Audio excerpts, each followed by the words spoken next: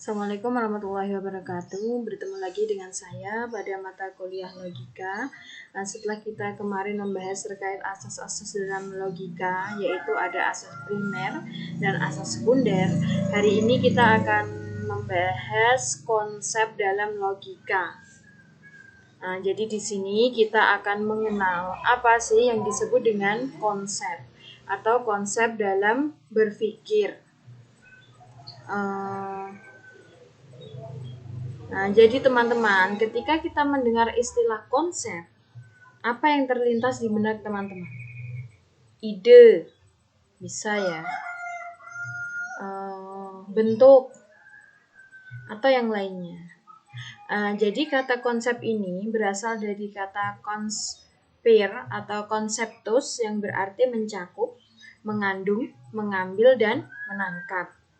Dalam KBBI, didefinisikan sebagai ide atau pengertian yang diabstrakkan dari peristiwa yang konkret. Nah, ini ya, jadi bisa dikatakan kalau konsep adalah sebuah ide. Sedangkan dalam istilah semiologi Ferdinand de Saussure, ini ya tokoh dari semiotik ini, Ferdinand de Saussure mengatakan bahwa konsep merupakan signifian atau petanda atau sesuatu yang ditandai dan diwakili oleh tanda. Nah, jadi dari sini bisa kita simpulkan bahwa konsep merupakan sebuah ide. Jadi konsepnya gimana? Misalnya ada yang gini ya, acara nanti malam konsepnya gimana? Nah, konsep merupakan sebuah ide, yaitu ide dari sesuatu yang diabstrakkan dari peristiwa konkret. Kemudian, jadi konsep ini memuat dua aspek. Yang pertama ada aspek komprehensif dan yang kedua adalah aspek ekstensi. Nah, jadi teman-teman di sini ya yang akan kita bahas dari konsep itu cakupannya atau aspeknya ada dua. Yang pertama dari segi isinya dan yang kedua dari segi luasnya. Komprehensif.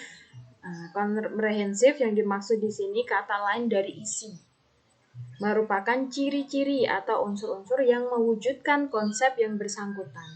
Jadi aspek ini berupa unsur konstitutif objek yang ditunjuk. Misalnya motor. Motor itu ciri-cirinya gimana? Unsur-unsurnya gimana? Misalnya beroda 2. Menggunakan bahan bakar bensin. Maksimal bisa dinaiki 2 orang atau bisa 1 orang juga bisa. Misalnya tidak sebesar mobil, bisa ya. Jadi ciri-cirinya atau unsur-unsurnya ini yang disebut dengan aspek komprehensif atau aspek isi. Sedangkan yang kedua ya, yaitu aspek ekstensi atau dari sudut pandang luasnya, merupakan sejumlah objek yang mengandung unsur atau ciri-ciri tersebut. Misalnya, konsep manusia. Nah, manusia ini apa? Yaitu bisa diterapkan pada manusia Indonesia, manusia India, manusia Amerika. Seperti itu ya contohnya. Nah, ini ya yang penting ya. Antara aspek komprehensif, antara isi dan ekstensi atau seluasnya, ini berlaku hukum yang menyatakan kausalitas atau berbanding terbalik, timbal balik atau berbanding terbalik. Jadi ada beberapa kemungkinan dalam konsep. Pertama yaitu semakin bertambah komprehensif, maka semakin berkurang ekstensi. Sebaliknya, semakin berkurang komprehensif, semakin bertambah ekstensi. Semakin bertambah ekstensi, semakin berkurang komprehensif. Semakin berkurang ekstensi, makin bertambah komprehensif. Nah, jadi ini sifatnya adalah timbal balik atau berbanding terbalik. Jadi kemungkinannya ya seperti ini ada 4. Contohnya seperti apa? Nah, ini salah satu contohnya.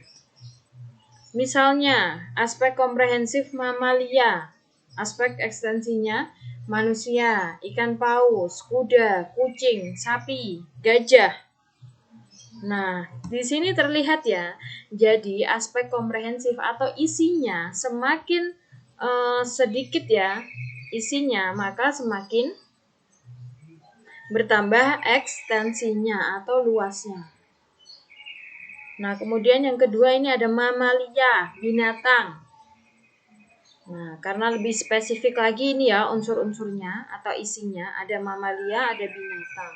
Jadi luasnya itu semakin berkurang atau ekstensinya semakin berkurang, yaitu ikan paus, kuda, kucing, gajah. Kemudian komprehensifnya semakin bertambah lagi atau isinya semakin bertambah. Misalnya apa ini? Mamalia, binatang berkaki 4. Jadi nanti fokusnya itu di binatang berkaki 4. Ada kuda, kucing, sapi, gajah. Nah, kelihatannya jadi ekstensinya atau luasnya itu semakin berkurang karena unsur-unsurnya atau ciri-cirinya atau aspek komprehensifnya semakin bertambah.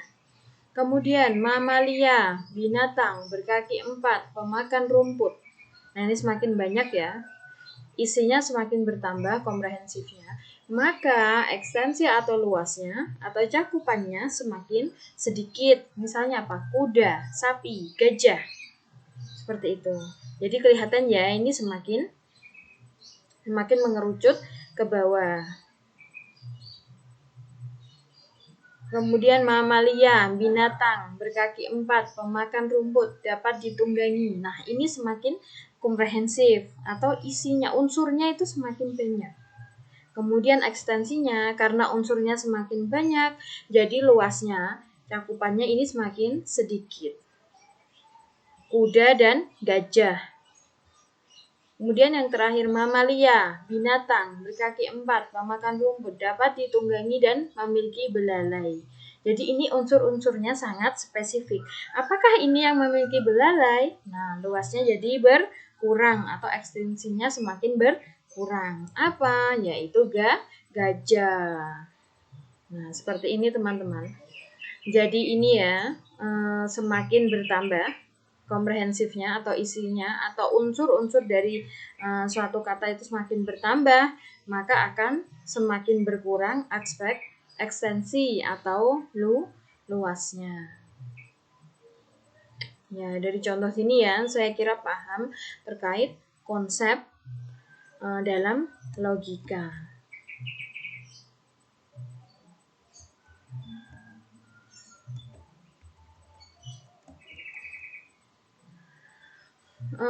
Demikian dari saya materi konsep dalam logika. Harapannya ya teman-teman dapat memahami seperti apa konsep dari pengertiannya, kemudian aspeknya tadi ya.